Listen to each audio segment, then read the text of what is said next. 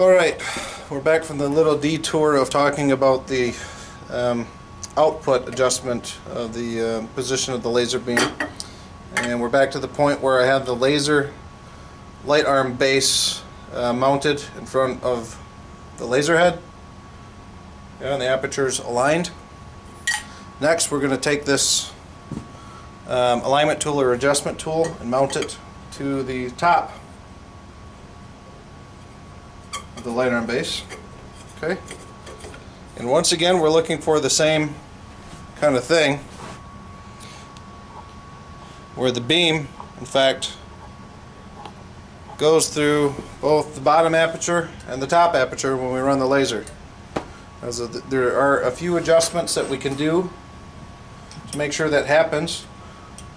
First thing you can do is, or that you need to do, just loosen the top 4 screws on top of the base. That's these 4 screws here. Yeah? So we got a little bit of adjustment like this, well actually quite a bit. Okay. The manual actually has quite nice schematics, so what that does, left, right, back, forth, it kind of does some gross motion for us. The other 2 adjustments we're going to use are just these little thumb screws here for adjusting mirror position. Yeah, one does tilt up and down, the other one does tilt left and right. So basically, we'll just turn on the laser right now and see what we get. And I'm going to try to position this camera such that we can see those apertures. There's the bottom aperture. Okay, I'm just going to turn on the laser. Once again, you should most likely be wearing, not most likely, but you should be wearing your laser goggles. The beam, for the most part, should be quite contained already. Yeah, so we shouldn't have anything scattering out. These discs don't really reflect too much. They diffuse quite a bit, and then of course we have an impinging light beam at the tip as well. I'll just fire laser 1. Okay, right now I see laser 1. Right now it's clipping at the center of that disc. Yeah, and right now I'm just adjusting this base till it's best centered. Yeah, there it's clearly not at the center. There it's at the center, and I can also adjust position there as well.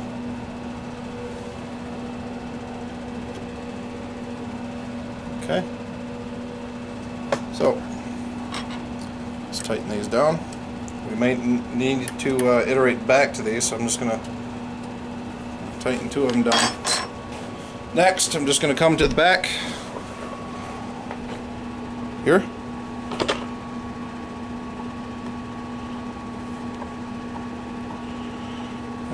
I'm just going to adjust these 2 guys while looking at the bottom disc and the top disc.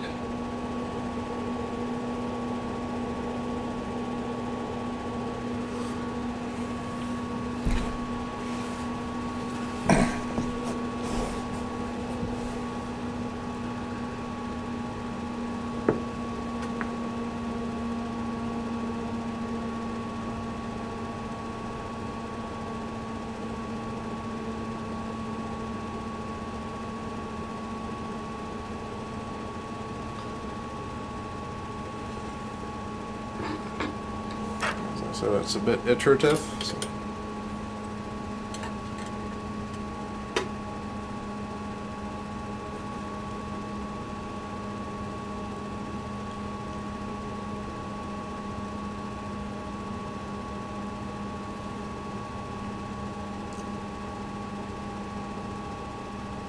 Yeah, and I'm just looking once again. You can tell if you're aligned or not, because if you're offset, I bet you see the real bright clip of the laser beam on that aperture, and you can iterate back and forth so you see it bright on either side and go all the way so that beam wanders back and forth to either end. Then you can get a sense of exactly where it should fit. so you get the best center of the beam.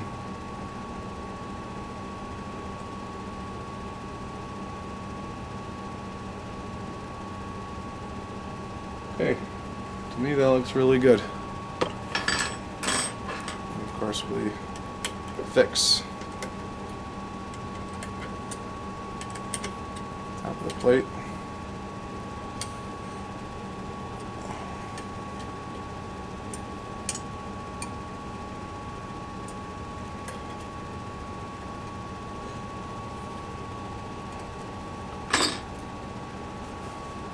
Position the camera, look up. You can see the bottom aperture, yeah. I see a halo. Things don't always image so well on the cameras or the video camera, but with your eye you can clearly see it. And